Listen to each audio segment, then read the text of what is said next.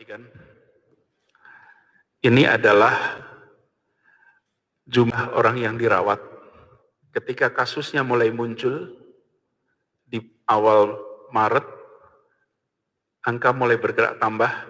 Pada tanggal 16 Maret kita melakukan penutupan sekolah, penutupan perkantoran, penutupan kegiatan umum, tempat-tempat umum. Dalam waktu 2 minggu kemudian, jumlah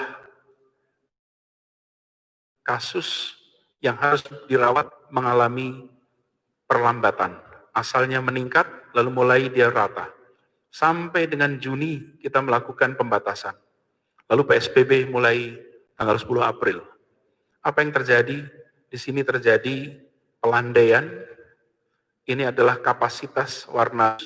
Kita mulai menyaksikan peningkatan jumlah kasus. Ini prosentase dari tempat tidur isolasi yang digunakan naik. Ini ambang batasnya, 4.053. Bila situasi ini berjalan terus, data yang kita miliki bisa dibuat proyeksi tanggal 17 September tempat tidur isolasi yang kita miliki akan penuh.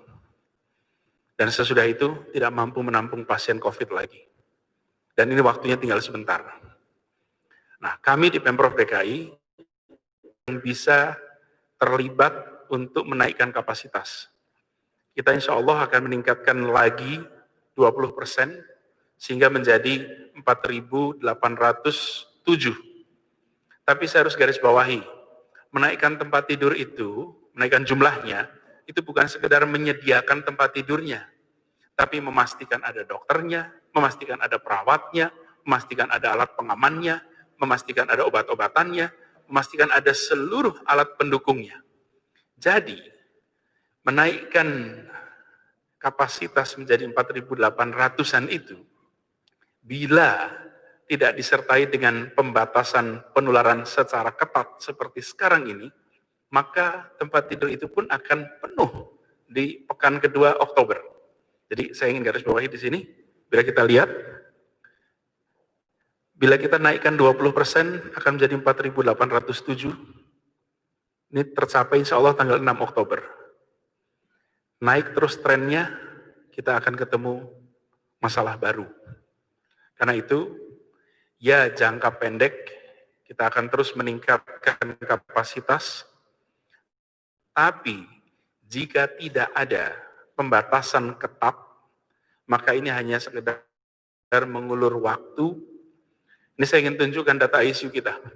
Situasinya tidak lebih baik. 528 tempat tidur, bila kenaikan yang berjalan terus sejak Agustus sampai September ini, selama bulan Agustus 636, dan itu pun nanti akan mulai penuh di sekitar tanggal 25 September.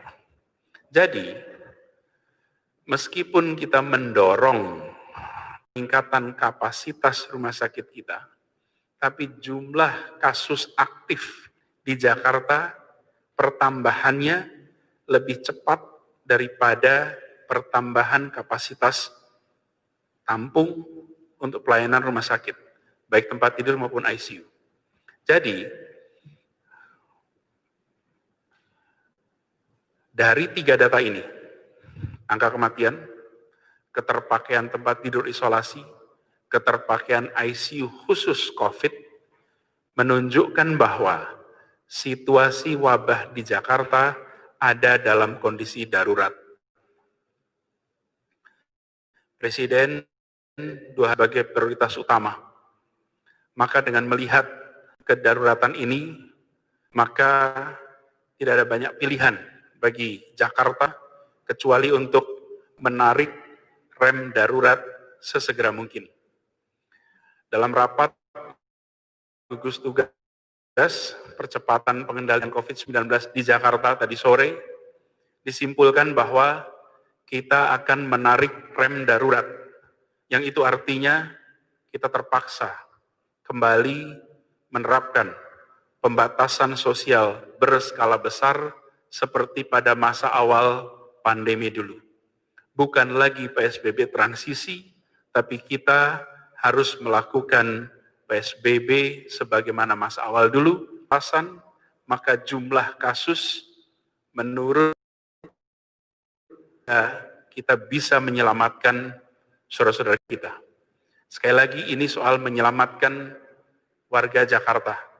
Bila ini dibiarkan, maka rumah sakit tidak akan sanggup menampung dan efeknya kematian akan tinggi terjadi di Jakarta.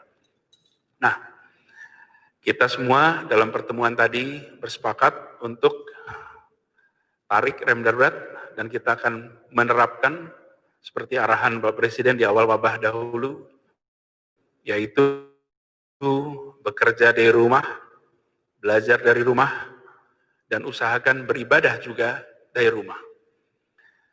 Detailnya kita akan sampaikan di hari-hari ke depan. Tapi secara garis besar,